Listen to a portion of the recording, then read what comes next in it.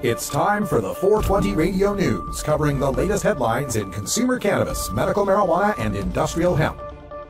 Transcripts of 420 Radio News are available daily on our website at 420radio.org.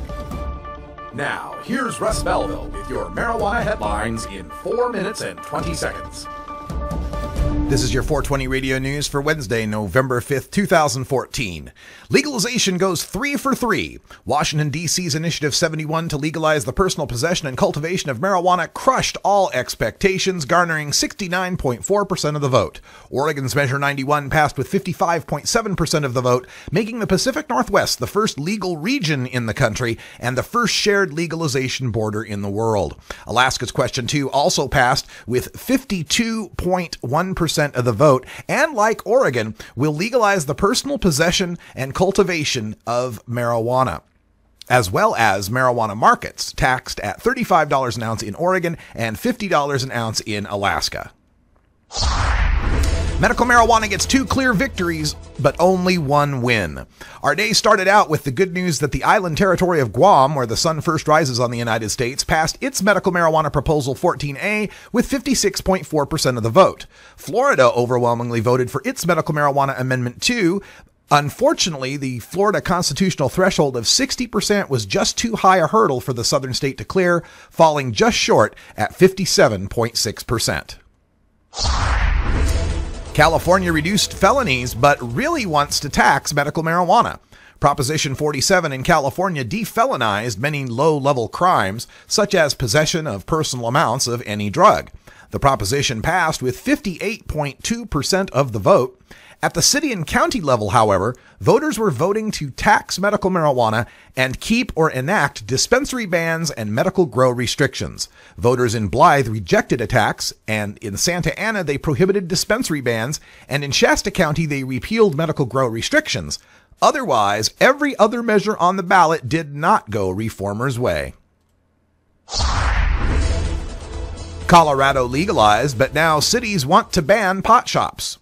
Colorado localities fared no better than California. The towns of Red Cliff and Manitou Springs rejected bans on pot shops. All other cities voting on bans accepted them, including the Denver suburb of Lakewood. The towns of Ramah and Hot Sulphur Springs rejected pot taxes. All other cities voting on taxes approved them. Vexingly, the towns of Palisade and Paonia voted to both ban pot shops and tax them. Michigan's unbeaten streak ends. Cities in Michigan had gone 16-0 up until this election in passing charter amendments to decriminalize personal amounts of marijuana. Last night, Clare, Frankfort, Harrison, Lapeer, and Onaway became the first to reject such an amendment, with Lapeer's rejection decided by just 6 votes. Those cities all had less than 2,000 total votes, while the 6 larger cities of Berkeley, Huntington Woods, Mount Pleasant, Pleasant Ridge, Port Huron, and Saginaw all supported decriminalization. New Mexico perfect on decrim, Maine splits legalization. The 2 largest counties in New Mexico voted overwhelmingly to decriminalize marijuana, with Bernalillo, or Albuquerque's home county, voting 59.5% and Santa Fe voting a whopping 73.1% in favor.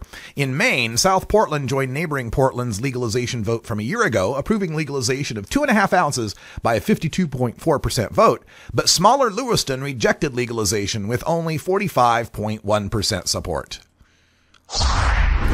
Massachusetts sweeps 14 pro-legalization policy questions. 8 districts in Massachusetts voted on non-binding public policy questions that asked whether their state representatives should vote to support tax and regulate policies for marijuana, like alcohol. The results ranged from a low of 69% to a high of 74%. 6 Massachusetts House districts went further by polling support for tax and regulate policies for marijuana, like common fruits, vegetables, and herbs. Support ranged from a low of 54% to a high of 63%. That's a perfect 14-0 in a midterm election where many of those voters were asked to treat marijuana like tomatoes. The full results of every city, county, district, territory, and state legalization vote are available right now at RadicalRuss.com. This has been your 420 Radio News for Wednesday, November 5th, 2014. I'm Russ Belville.